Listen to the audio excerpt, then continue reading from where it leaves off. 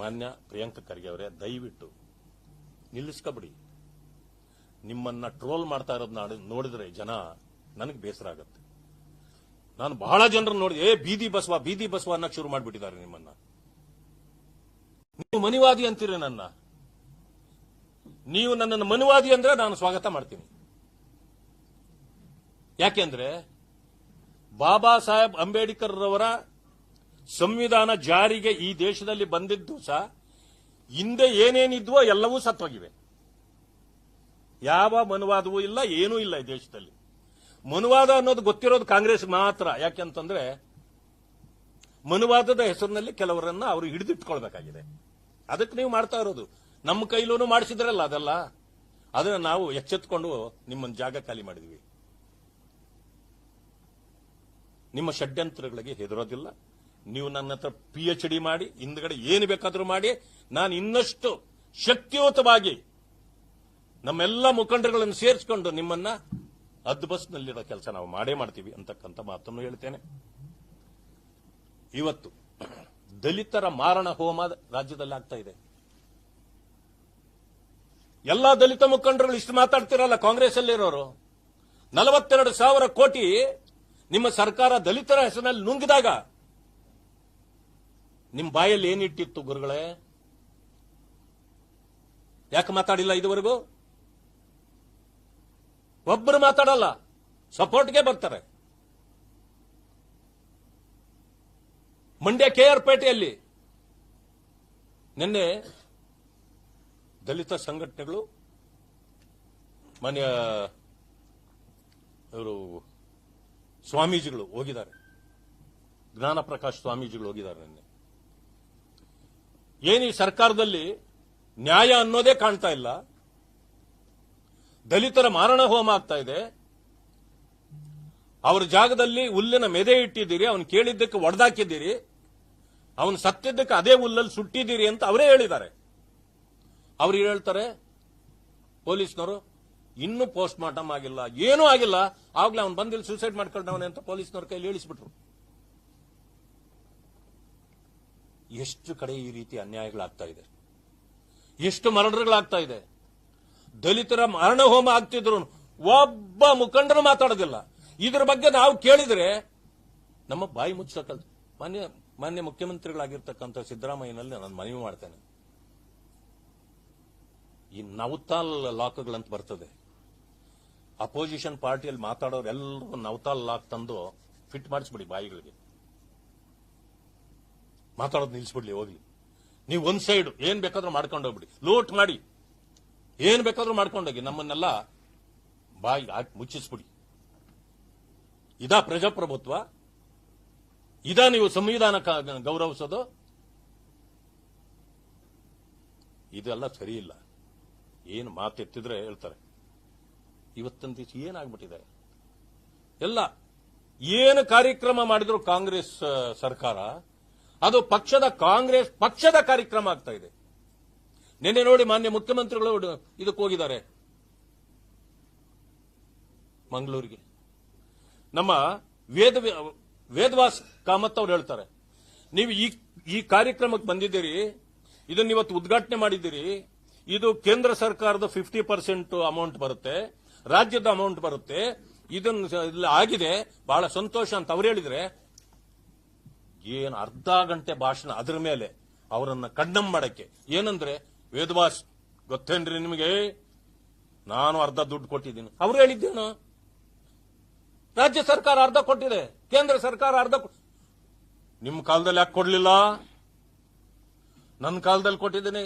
ಯಾವ ಕಾಲದಲ್ಲಿ ಏನಾದ್ರೂ ಏನು ಆ ಜಾಗದಲ್ಲಿ ಕೂತ್ಕೊಂಡವ್ರು ಕೊಡ್ಲೇಬೇಕು. ನೀವೇನು ವಿಶೇಷ ಮಾಡಿದಿರಿ ಸ್ವಾಮಿ? ಏನು ವಿಶೇಷ ಮಾಡಿಲ್ಲ.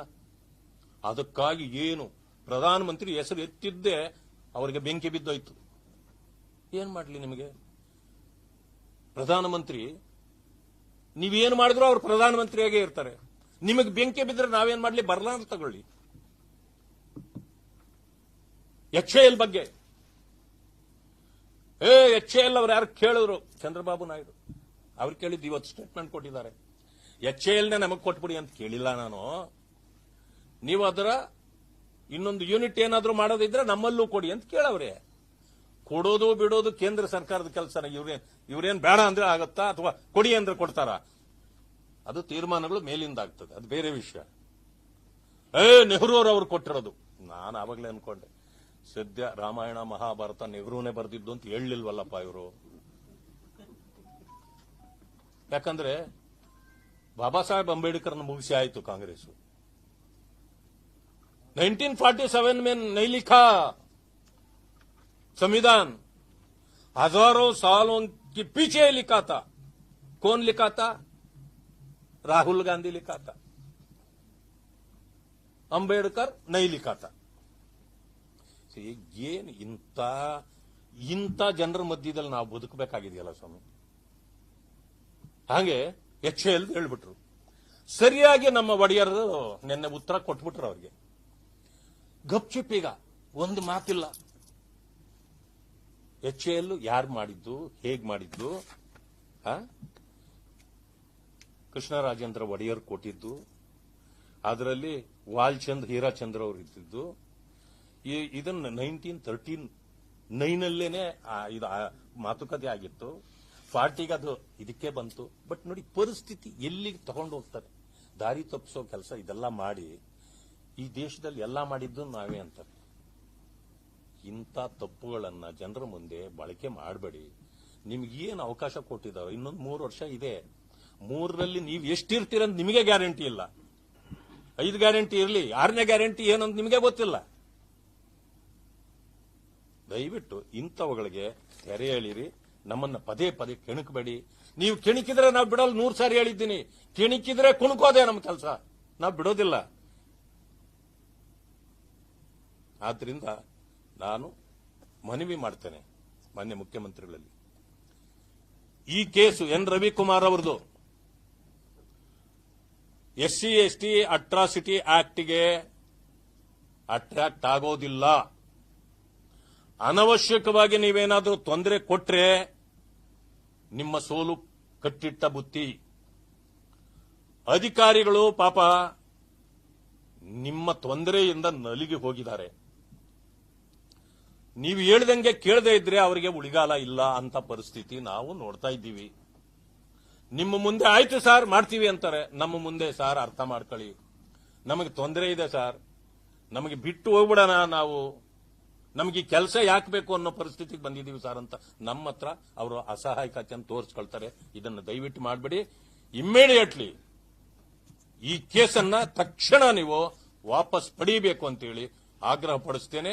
ಮತ್ತು ನಾನು ಕೊಟ್ಟಿರ್ತಕ್ಕಂಥ ಏನು ದೂರಿದೆ ಅದರ ಮೇಲೆ ಯಾರ್ಯಾರನ್ನ ಇದನ್ನ ಅರೆಸ್ಟ್ ಮಾಡಿದಿರಿ, ಯಾರ ವಿರುದ್ಧ ಕ್ರಮ ಜರುಗಿಸಿದಿರಿ ತಕ್ಷಣ ಹೇಳಬೇಕು. ಇಲ್ಲ ಅಂತಂದ್ರೆ ನಾನು ಈ ಎರಡೂ ವಿಚಾರಗಳನ್ನು ಇಟ್ಕೊಂಡು ನಿಮ್ಮ ಕಚೇರಿ ಮುಂದೆ ವಿಧಾನಸೌಧದಲ್ಲಿ ನಾನೇ ಬಂದು ನ್ಯಾಯ ಕೊಡೋವರೆಗೂ ಬಿಡೋದಿಲ್ಲ, ಕೂತ್ಕೋತೀನಿ. ಹೌದು, ಅವ್ರು ಎಷ್ಟು ದಿನ ಮಾತಾಡಲ್ವೋ ಅಷ್ಟು ದಿನ ಅಲ್ಲೇ ಕುಳಿತಿರ್ತೀನಿ, ನೋಡೋಣ ಏನ್ ಮಾಡ್ತಾರೆ.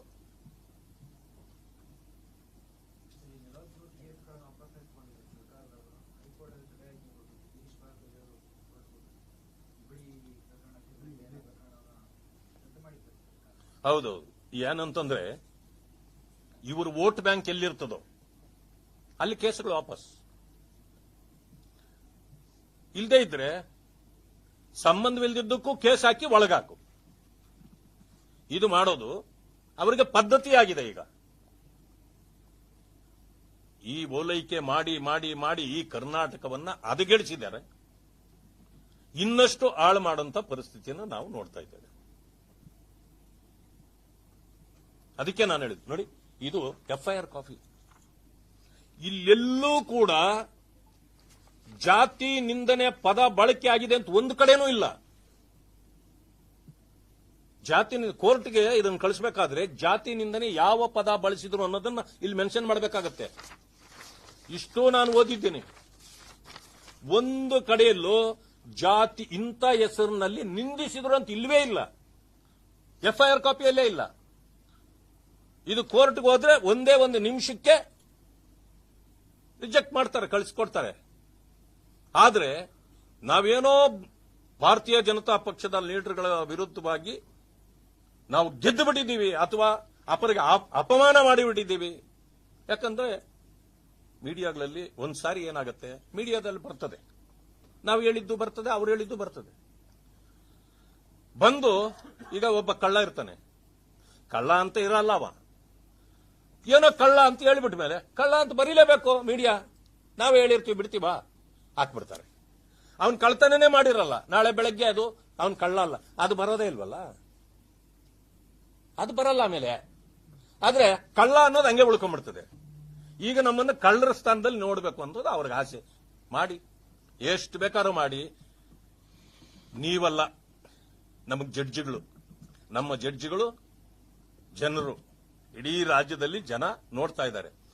ನಿಮ್ಮ ಹೇಳಿಕೆಗಳು ಸೋಷಿಯಲ್ ಮೀಡಿಯಾ ತೆಗೀರಿ, ಎಷ್ಟು ಪರ್ಸೆಂಟ್ ನಿಮ್ಮನ್ನ ಟ್ರೋಲ್ ಮಾಡಿದ್ದಾರೆ ಅಂತ ನೀವೇ ಅರ್ಥ ಮಾಡ್ಕೊಳ್ಳಿ. ಧನ್ಯವಾದ.